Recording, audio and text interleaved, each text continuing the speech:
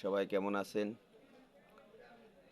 বাংলাদেশের 90% মুসলমানের দেশ এটা।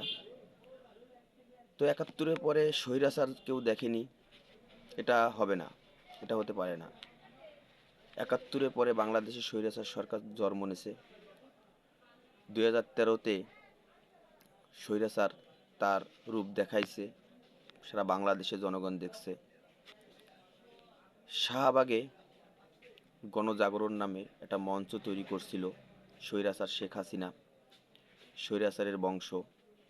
এখানে কিছু কুলাঙ্গারের ছেলে ফেলে রাখছিল ইমরানের সরকার, যে হিন্দু, এবং তার ইন্ধনে কিছু ছেলে ফেলে জোগাড় করা হয়েছে টাকা টুকা দিয়ে, বিশ্বকে দেখানোর জন্য, বাইরের রাষ্ট্রগুলো দেখানোর জন্য বাংলাদেশের মুসলমানদের কিভাবে আঘাত করা যায় এই স্বৈরাচার শেখ হাসিনা ভালো করে জানে।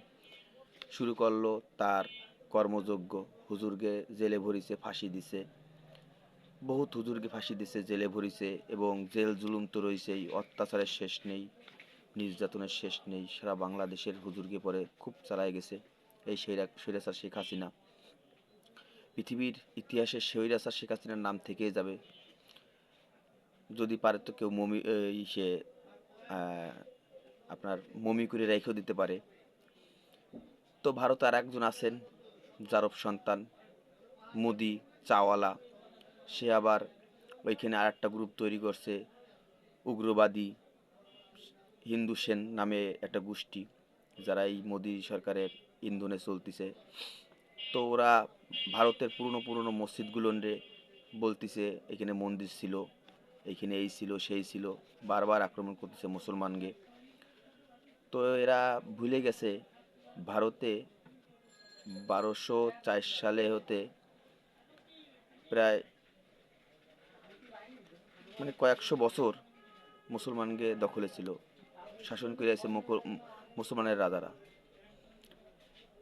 ইখতিয়ারউদ্দিন বখতিয়ার খিজলি, মোহাম্মদ হাদি, এরকম বহুত রাজা ছিল, সরফরাজউদ্দিন খান, বহুত বহুত রাজা ছিল, সব ভারতের।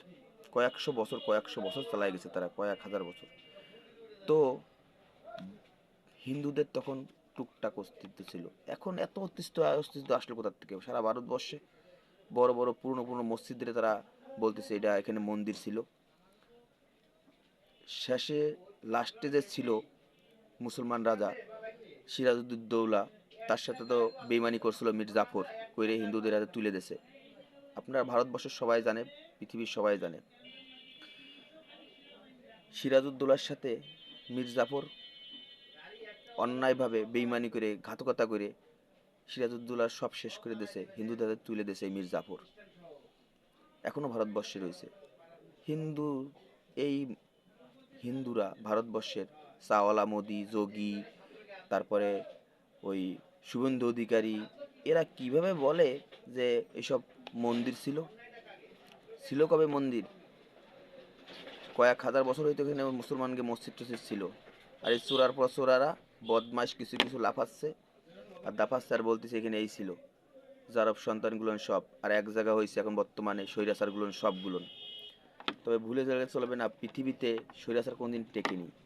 যেরকম শেখ হাসিনাও টেকেনি, পলায় গেছে, মোদিরও কোনো একদিন পলায় যেতে হবে। আর মুসলমানদের সাথে পাঙ্গা কেউ নেয়নি, নিতে হয় না। মুসলমানরা ছাড় দেয়, ছেড়ে দেয় না। আল্লাহ ছাড় দেয়, ছেড়ে দেয় না। বেশি লাফালাফি করে না, ফালাফালি করে না।